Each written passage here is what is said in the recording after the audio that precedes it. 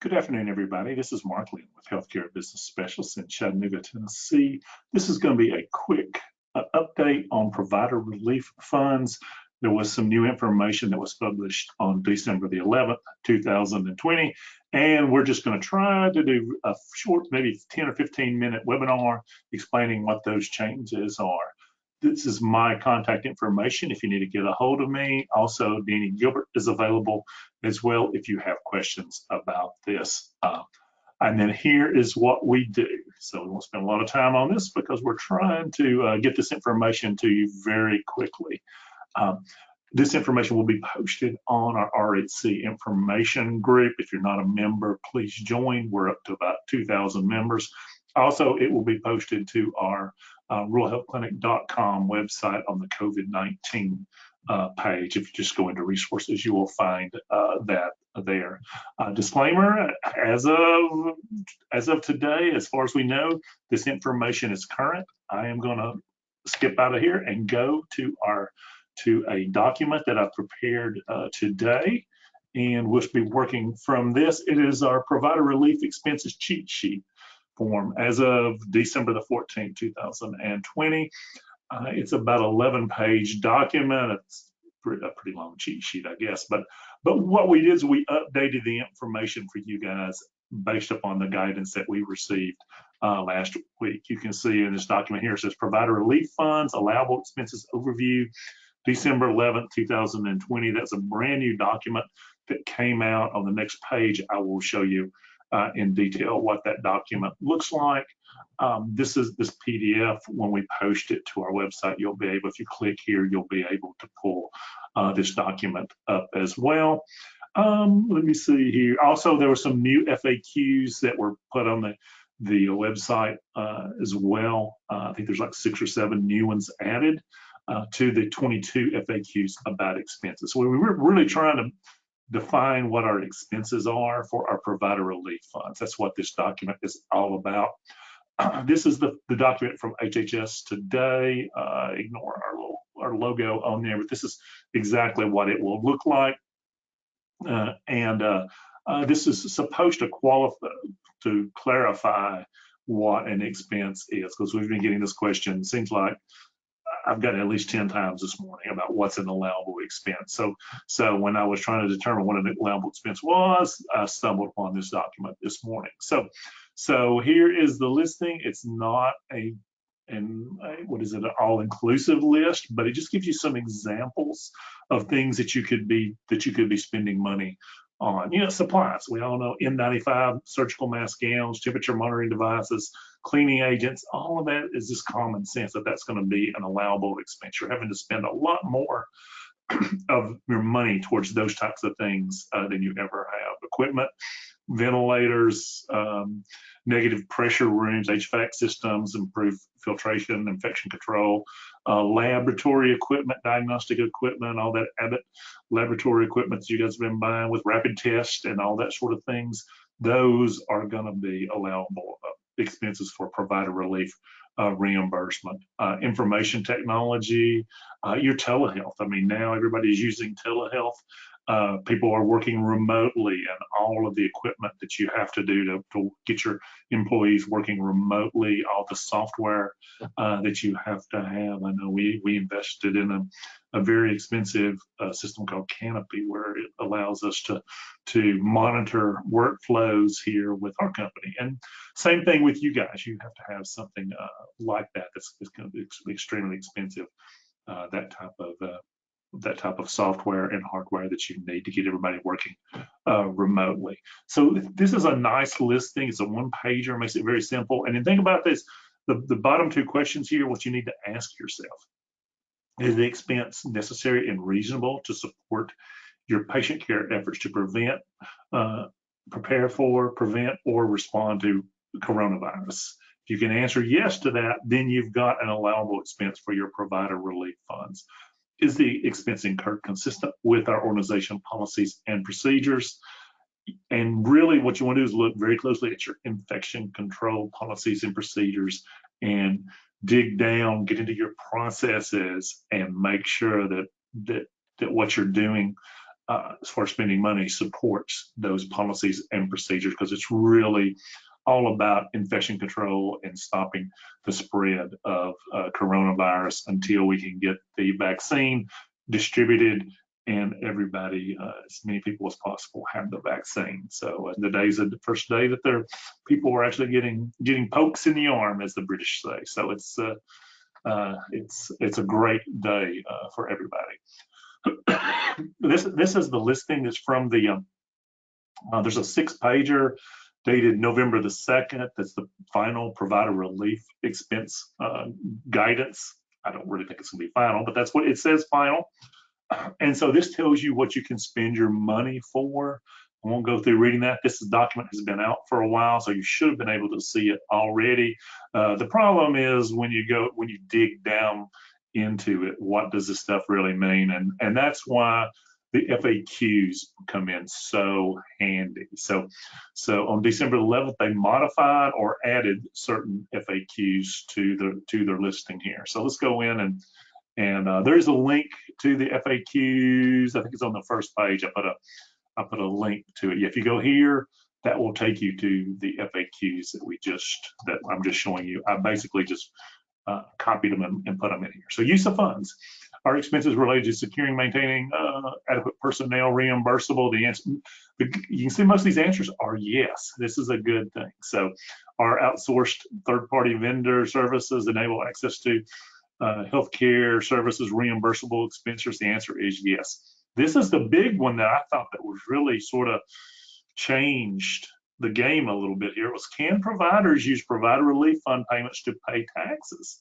The answer is yes. And this is why I wanted to do this quick webinar, was because what that means is if you got $150,000 worth of provider relief funds and you're going to report that as taxable income, which you have to do, we could do is compute a percentage of taxes paid on that. If you're in the 30% tax bracket and you're going to pay, $45,000 of federal income taxes on that money, we can use that as a reimbursable item on our provider relief funds reports. So to me, that is a huge benefit of the provider relief funds, is yes, we're going to get taxed on these funds, but we can use those taxes to support us actually hanging on to these expenses. So that was the real key to this whole thing to me, was wanting to do this quick webinar for you guys and talk to your tax people about this and make sure that we're on the right page. Because like I said, we've just seen that this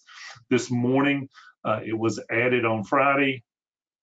So I think that's something big. This one here has been around for a while. It says it's modified. I've read it a couple of times trying to figure out where they exactly modified this example of allowable expenses, and I couldn't figure it out. But so that's your expenses. More of these on expenses, capital improvements. They've changed this capital expenditure FAQ several times over the last few months now, and so there's been a lot of arguing about that. As of right now,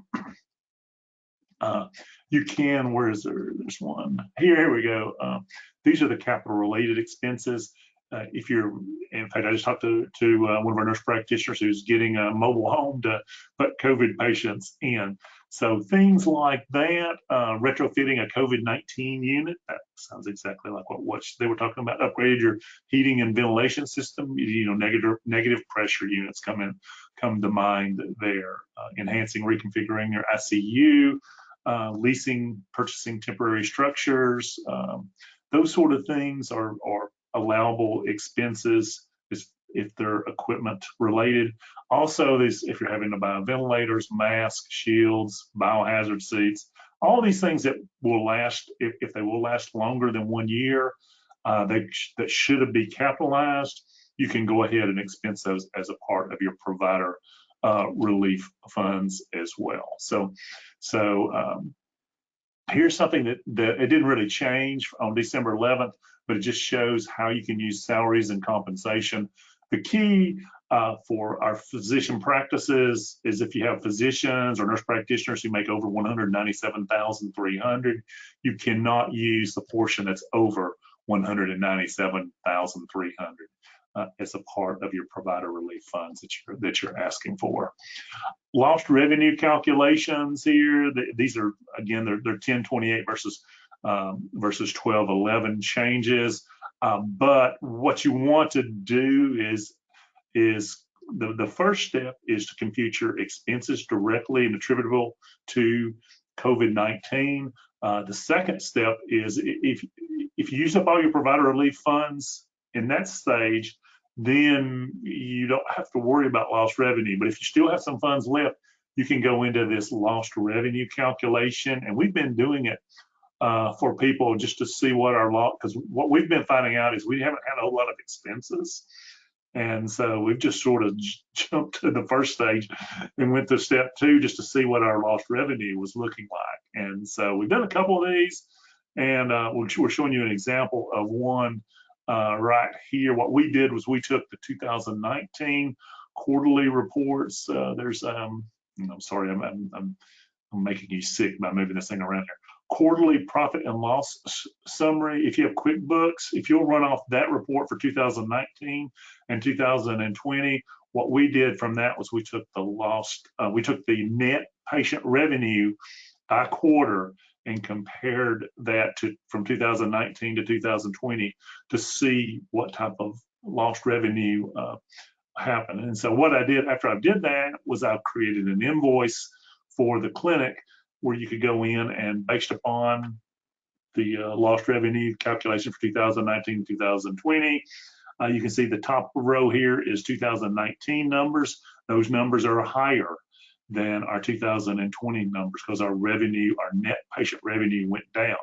So in this case, our lost revenue was $56,907. They're hard to read. It was a total of $137,000 through the first 3 quarters of the year. So we're going to take that $133,740 and we're going to pull that out of the bank account that we have sitting there with all the provider relief funds in it and count that as lost revenue, put that into our operating account, and then spend that like we normally would. Most of you guys have been sitting on that cash this whole year and not spending it, but we only have until June 30th of next year to expend these funds and count it. So that's what we've been doing for some of our clients to help them to draw this money down. If you do have QuickBooks, it's really, really simple. If you're one of our RHC cost report clients and we do a full cost report for you, we'd be glad to do that just as a part of our cost reporting service. If you don't have a full cost report, or you only have what's called a low utilization or no utilization, then we can't do it for no charge because we don't charge enough during the year on those to add on. It takes about an hour to do that. My hourly rate's $300 an hour, and so we would charge $300 for you guys to have a no load or low utilization cost report, or we don't prepare your cost report for you. But what you need to do is send us your quarterly. If you have QuickBooks, like I said, run off that report, the quarterly profit and loss summary report for 2019 and 2020, and we would be able to compute that for the most part from that. We may have to ask you a few questions, but that's really all I wanted to go over. I think the exciting news is that taxes are an allowable expense. That was something that I wasn't expecting to see. And thank you guys very much for listening. Be safe. We are getting out our cost report agreements to you. If we're not preparing a cost report for you, let us know. We'll be glad to add you to the list and send out an agreement, send out a HIPAA business associate agreement. And be safe out there. I know it's been very scary for everybody. We certainly appreciate and thank you for what you guys are doing. It's been amazing. You are truly our superheroes. Thank you very much.